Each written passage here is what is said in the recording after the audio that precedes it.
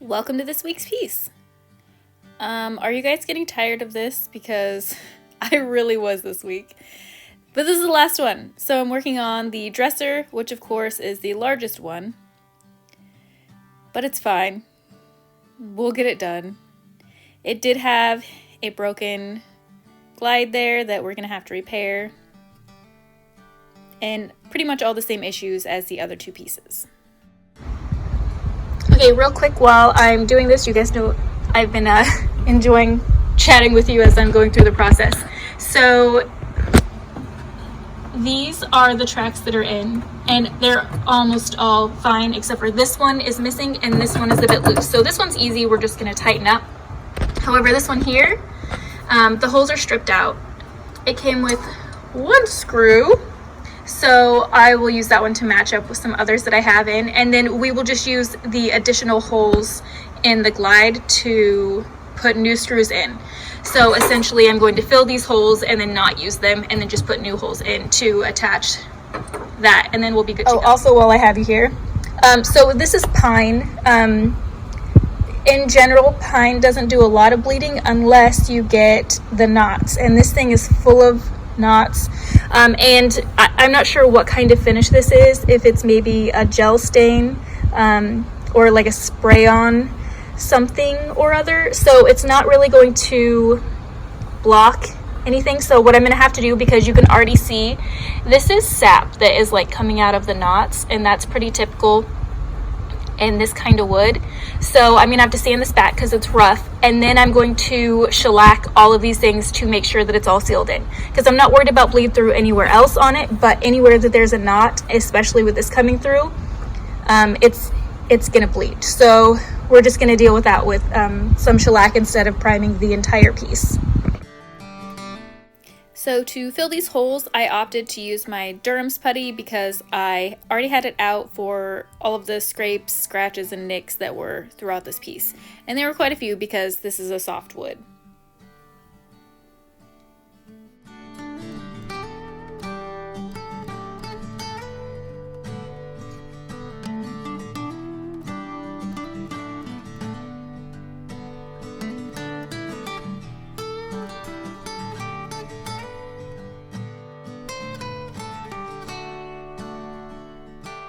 Now, as I said previously, I won't be using these holes to put screws in. However, they are going to come in handy, and that I am just going to line them up with where they need to be on the glide, and that lets me know that this is in the correct spot and the drawer will work perfectly the way that it's supposed to, and I don't have to use a level or any measurements. So yay for that. What I'm going to do is just get it on here. I'm going to clamp it in to hold it into place, and then I will do a couple pilot holes so that I have a place to put the screws in. I'm not worried about any of the wood splitting or anything like that. I didn't think that it would because the screws were so small anyways, but better safe than sorry.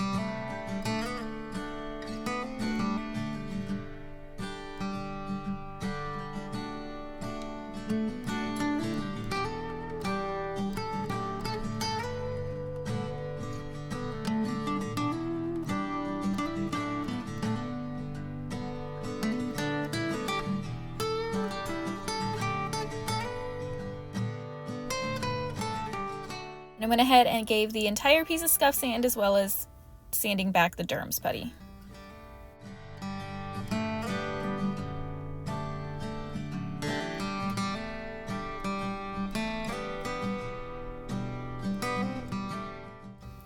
So I pulled out this wallpaper because I had just purchased it. It had been sitting in my Amazon for a while where I'm like, I really want this. I don't know what I'm going to put it on. And I'm like, you know what? This dresser is great for this because it's gray. It'll give me a good base so that I don't have to do a lot of cover up. And it'll just give me something good to work with. These sides are super flat, so I'll just do this. And at this point, I thought this was going to solve my artistic block issue. And I tell you, it just made it worse, but it's fine. So what I do for this is the same thing I do for all of my decoupage. I cut it out to about the right size. I do have a little bit of overhang on all the parts. With the exception of the top, I will make sure that that's really flush and lined up, but the sides can be overhung a little bit and the bottom, because I will trim those off later. Now, if you want to apply this with wallpaper paste, you absolutely can. This wallpaper did not come pre-pasted, so I'm going to be using quite a bit more poly than I usually would on this. A lot of times I'll get the pre-pasted kind, and then you don't have to use that much poly because the poly kind of activates the wallpaper paste and just gives an extra stick to it. But since this one wasn't pre-pasted, I did have to go through and add just a bit more poly than I usually do. So use wallpaper paste if you don't want to do that, or whatever medium you like to use to apply your decoupage. So again, I start at the top, just brush it on, and then work in smaller sections down from there. Know that you will get bubbles initially, but they can all be smoothed out, especially with this thicker wallpaper. This is a wipeable kind, so it's very, very sturdy. You can put it on, kind of peel it back up, add more poly, smooth it out, and all will be right with the world. You'll notice I just rolled the wallpaper back up. It already wants to be in that shape because it was on the roll anyway, and that just helps me kind of keep it out of the way and work in those smaller sections. And you'll also notice that I fully use my hands for this. If you are more comfortable using a brayer, or if you want to use plastic wrap or any of that stuff, you use whatever makes you happiest. I found that when I first started, I tried using a bunch of tools, and that's fine. Sometimes they work better, but mostly I just use my hands now. They're the best tools ever. Now here's where you'll see me go back and add more of that poly. So the paper started bubbling up. That's totally normal because it was dry and then we just got it wet. So what this part's going to do is add in the extra tackiness that it needs and the almost thickness that you need behind the paper to let it adhere and smooth everything out. And also know that a lot of these will smooth, no large ones will smooth out, but a lot of like the little small areas will kind of suction themselves back onto the side of the dresser as it dries. So I'm getting out as many bubbles as I possibly can and reapplying poly, making sure that those bubbles have something to stick to because I'm going to press them back in, and then this will be a really, really smooth application by the end of it. Now here you see me using a utility knife. This will not be my final cut. I'm just cutting off the larger excess piece that's there. It's kind of preventing the wallpaper to lay as flush as I would like because that part of the paper is dry, so it's not expanding with the wet part that's on the dresser. So I'm cutting off that bit of excess, and then once this sits overnight and dries up, I will go back in with a sharper blade and make a really precise cut. And now that that's done, I can go back in and just really adhere all the edges and do my best work at getting all of those little wrinkles out.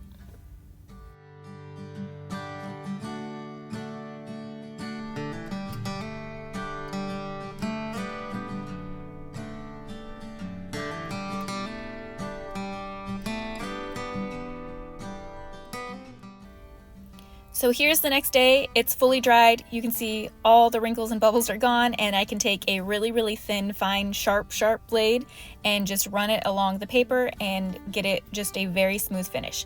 I do bevel these edges just a teeny tiny bit so that it's a really tight fit on the edge, and then when I go through and seal up this piece, it's going to soak into the paper and really attach itself to the dresser on the edges, because that's what I don't like. I don't like to have the papers kind of feel like they're going to pull up from the sides where people may be potentially touching the dressers. So I just want to make sure that I have really good adhesion on those areas.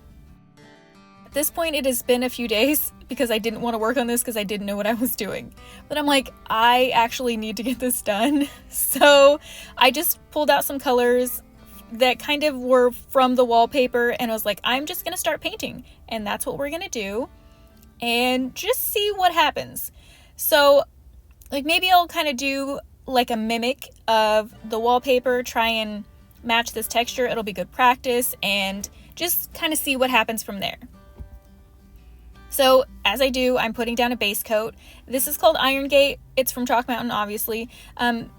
but it's essentially the same color as the dresser, but it's going to give me a base layer to work with and build other colors on, and kind of we're not blending, but it'll help things kind of smush together, if that makes any sense. You'll see in a minute.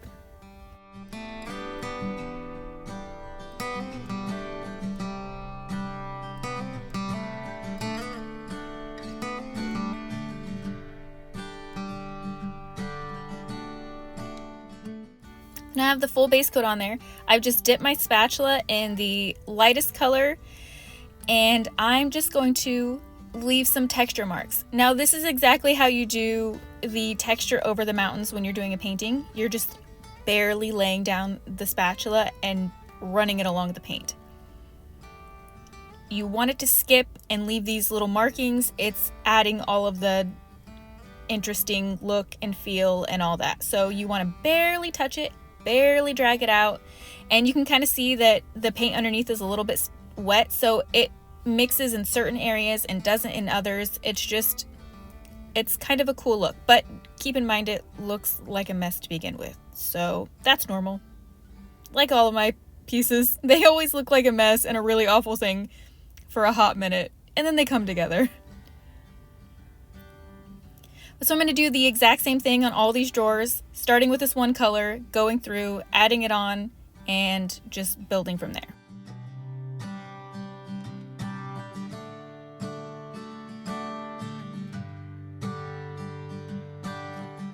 The next step I did is I took my large brush and went back. This is just dry brushing with the base color, the Iron Gate. I'm going over the top of this to tone that color down and add in some extra texture with the brush strokes. That's all this is doing. I'm going over all of the white parts and kind of, it's almost taking it back a little bit.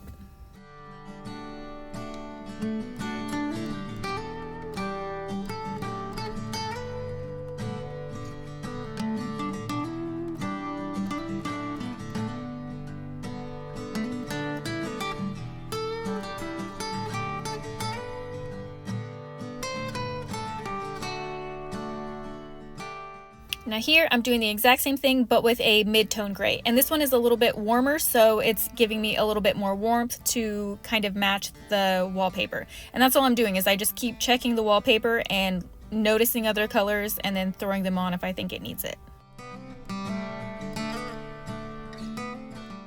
So here is where I started getting a little crazy, and it's because there is a bit of that like golden yellow in the wallpaper, so I'm taking that, but mine is just a little too bright, so I'm knocking it down with a little bit of gray, just mixing it together, and then I added it on there.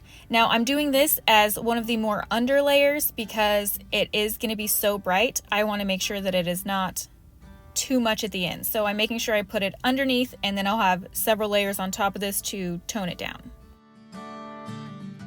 Now we're going back to the spatula with the warmer toned gray, and I'm doing the exact same process, making sure I go over the top and some in the blank areas, just kind of wherever. This is as sporadic as I can possibly make it.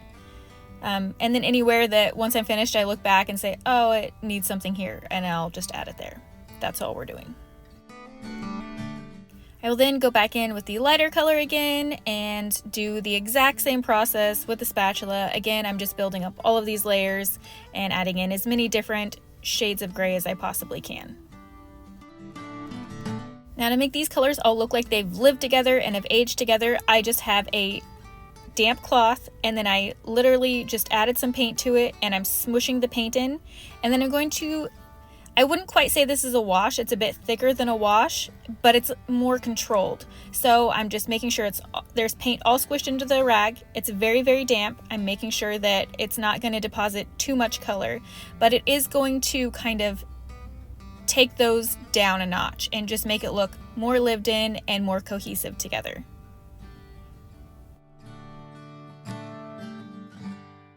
I've had these stamps in my shop for a while. I have not pulled these ones out. I've been dying to use them, but I just haven't had the right piece for it. So I'm like, you know what? We're going to try these on this. And I think it'll be a really cool additional texture and just kind of help with the matching of the wallpaper. Now, it's not the exact same design, but at this point, I'm just having fun.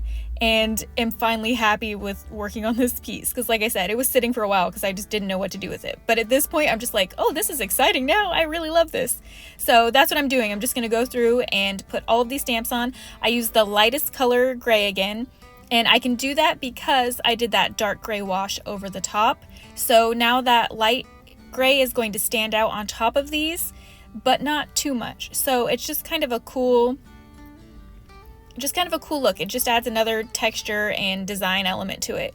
So I would totally do this process again. I think it is super worth it, and it did take a bit of time, but it was kind of get lost in your work time. So I wasn't mad about it.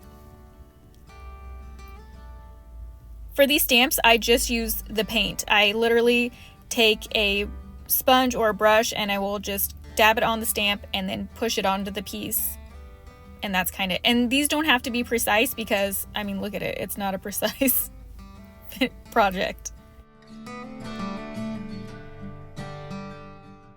Now I'm just going to go back with the iron gate and I'm going to clean up all of the trim. I obviously don't want this on the entire piece. I think it would just be too overwhelming. So it was nice having these trim lines and the drawer recesses to kind of break things up a bit so it wasn't too overwhelming. I mean, it might still be overwhelming for some people, but not for me.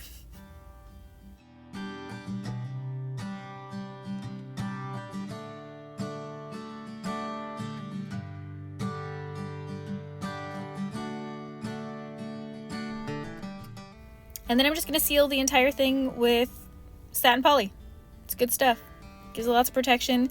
And it will also make the texture that is on this kind of smooth feeling.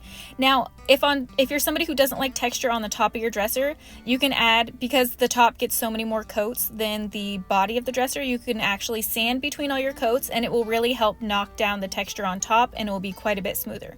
But again, that's a personal preference and you do what you want.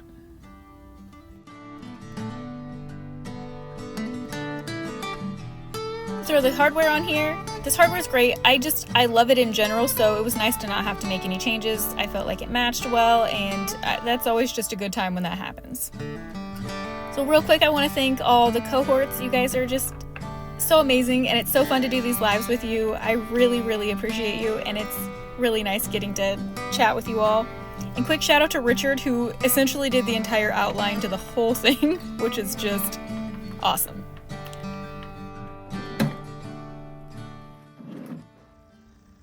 Oh hi, Taryn here with Elegant Upgrades, and we've got our finished piece. So this was an interesting one in that it was the last piece of the set, and by this time I was kind of bored with them. These huge gray things. So I started out by throwing the wallpaper on the sides because I love that wallpaper. I had just ordered it. I was excited about using that, and I thought once I had done the wallpaper, I would then be inspired to do the rest of it. That didn't happen. So I started working on another piece, which is over here, and I knew that piece was going to take a really long time. So I was like, well, I guess I should go back to this one now because it needs to get done. And then I came up with this, and I'm so pleased with it. It's just layers upon layers, which you all know how much I love my layers, and then texture, and it was definitely the epitome of just trust the process, because there's a few moments where I'm like, oh, this is terrible. I mean, just bad. And then by the end I'm like, oh, phew, okay, good. It's just another one of those times where I'm like, I'll love it at the end, and then fingers crossed, you know? So that's what this was. I'm thankful I didn't have to do anything to the hardware again, because I really love these style of hardware, and I wanted to reuse them because I had them all and it just makes sense. But